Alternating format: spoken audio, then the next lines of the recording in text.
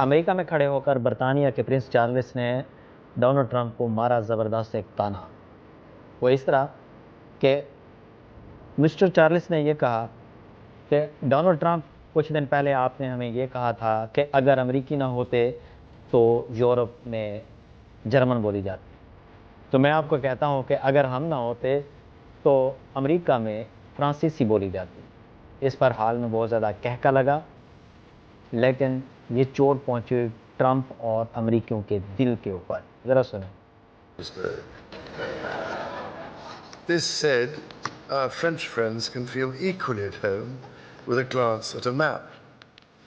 Indeed, you recently commented, Mr. President, that if it were not for the United States, European countries would be speaking German. Dare I say that if it wasn't for us, we'd be speaking French.